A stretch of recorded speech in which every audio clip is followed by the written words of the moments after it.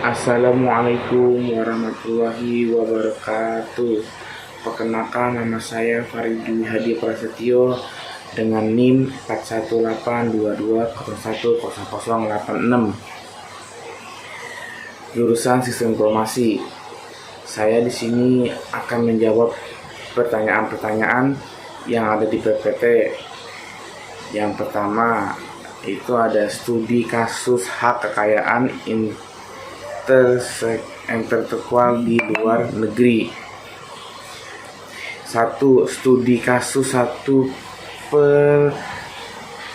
Pertekaitan paten antara perusahaan teknologi. 2. Perusahaan teknologi terkemukan dari negara A dan negara B terlibat dalam perikatan paten global. Kedua, perusahaan saling menuduh pelanggaran hak paten terkait teknologi mereka yang inovatif. Mereka mengajukan gugatan hukum dari berbagai yudikatif untuk menyelesaikan sengketa ini, melindungi hak kekayaan intelektual mereka. Studi kasus kedua yaitu pedagang barang tiruan. Sebuah merek terkenal di luar negeri menghadapi masalah dengan perdagangan dengan tiruan yang merugikan reputasi mereka. Produk palsu dengan mereka diproduksi dengan C dengan disebarkan secara global. Mereka tersebut melakukan kerjasama dengan pemerintah negara C tersebut, Badan Penegakan Hukum Internasional, dan perusahaan jasa hukum untuk melawan perdagangan barang tiruan dan melindungi hak kekayaan intelektual mereka. Yang ketiga itu ada studi kasus pemalsuan karya seni. Seorang seniman terkenal dengan negara X menemukan bahwa karya seninya telah dipalsukan oleh seseorang seniman di negara Y. Palsunya dijual sebagai karya asli dengan harga yang tertinggi.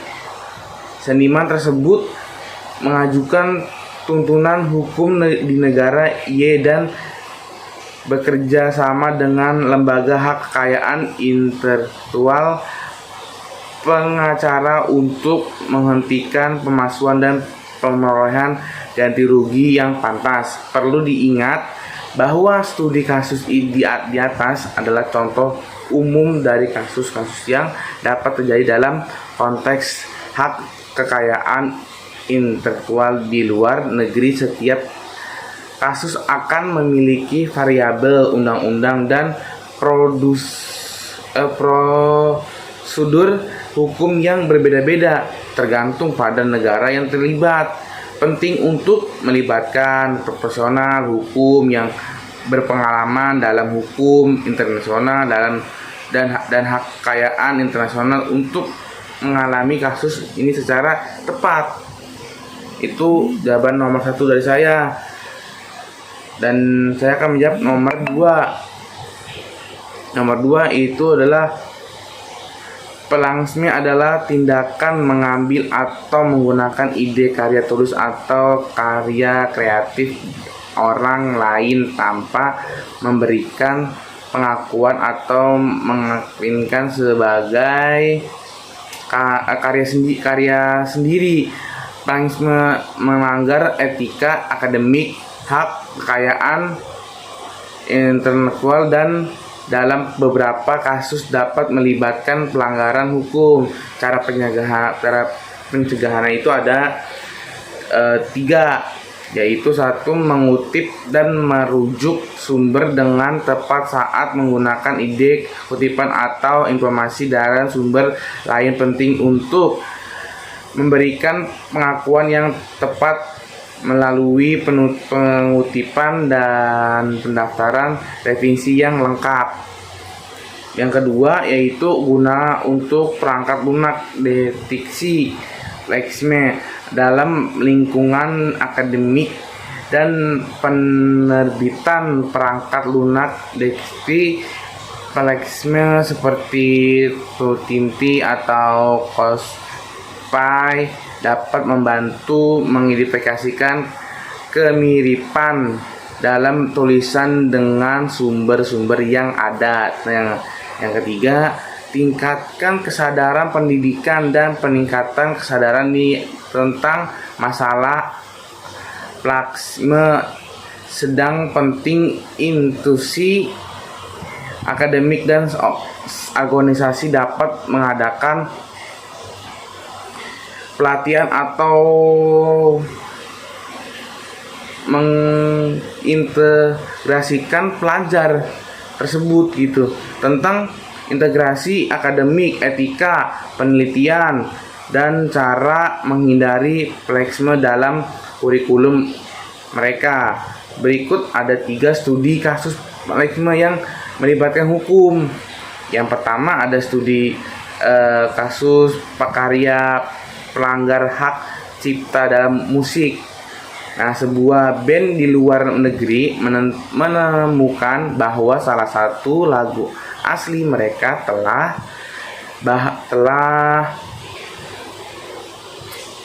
sebuah band di luar sana menemukan bahwa salah satu lagu asli mereka telah dipublikasikan secara ilegal oleh artis lain, dan di dalam negeri juga, di Indonesia juga pasti ada. Artis tersebut mengiklankan lagu tersebut sebagai karya sendiri tanpa memberikan pengakuan kepada band yang sebenarnya menciptakan. Band tersebut mengajukan gugatan hukum atas pelanggaran hak cipta dalam menuntut ganti rugi itu. Terus yang kedua kasus penjiplakan tesis. Ya, penjiplakan ini seorang mahasiswa di sebuah universitas di dalam negeri dituduh melakukan plexme dalam tensi. Mahasiswa tersebut mengambil sebagai besar teks dari tensi mahasiswa lain sebelumnya telah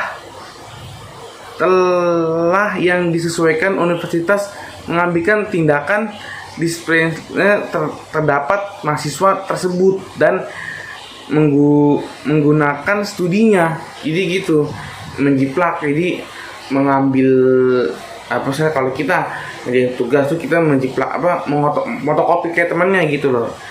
Nah, terus yang ketiga studi kita ini plexme dalam buku. Seseorang penulis terkenal di luar negeri dituduh melakukan plexme dalam bukunya. Beberapa bagian tulisannya dianggap inditeks dan karya-karya penulis lain tanpa memberikan pengakuan penulis yang terkena tuduh plexme. Diharapkan pada gugatan hukum oleh penulisan asli yang merasakan hak-hak kekayaan intelektual mereka dilanggar. Penting untuk catat bahwa studi kasus di atas contoh yang studi kasus nomor 2 itu untuk contoh untuk umum dan bukan peristiwa nyata ya terjadi. Plexme merupakan tindakan seluruh yang dapat berdampak negatif pada reputasi individu atau organisasi serta melibatkan konsekuensi hukum dalam beberapa kasus. Itu yang nomor 2 yang bisa saya jawab. Dan yang nomor 3 saya akan menjawab masyarakat informasi mengacu pada sebuah konsep dan menggambarkan era di mana informasi dan teknologi informasi menjadi elemen serta sentral dalam kehidupan sosial, ekonomi, dan budaya dalam masyarakat informasi, akses produksi, dan pertukaran informasi menjadi faktor penting dalam pengembangan dan kemajuan suatu masyarakat. Itu nomor 3 yang bisa saya jawab. Dan yang nomor 4 ada 4 juga di sini ya. Yang pertama ada misalnya akan jawab nomor 4, yaitu ada 4 juga jawabannya, yaitu ada kekuatan, kelemahan, peluang, dan ancaman. Nah, saya akan membaca yang pertama kelemahan dulu, yang kekuatan dulu.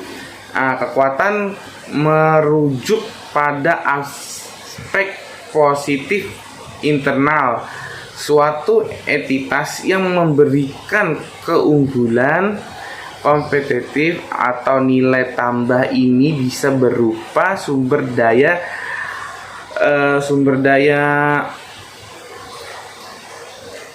keterampilan, reputasi gitu, teknologi, atau keunggulan lain yang membedakan entitas tersebut dari persaingan. Nah, itu jadi kelemahan, kekuatan itu jadi bisa bersaing gitu, jadi kerjasamanya bersaing, jadi ada kekuatan dari salah satu kinerja tersebut gitu.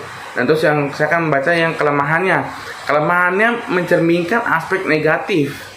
Nah, kita sudah tahu nih kan, kalau ada kata-kata negatif ini pasti udah ada kelemahan. Jadi internal suatu entitas yang dapat menjadi hambatan dalam mencapai tujuan atau bersaing di pasar ini bisa berupa kekurangan sumber daya, keterbatasan keahlian, proses yang tidak efisien, atau kelemahan lain yang dapat mengurangi kinerja atau posisi entitas. Jadi kelemahan ini yang kita bisa ambil tuh udah tahu ya. Jadi yang terakhir nih, yang dapat mengurangi kinerja kita, jadi lemah gitu kinerja kita, jadi potensi kita kurang, kinerja kita kurang, jadi semangat yang tadi kan bersaing dari pasar ya kan, di pasar kan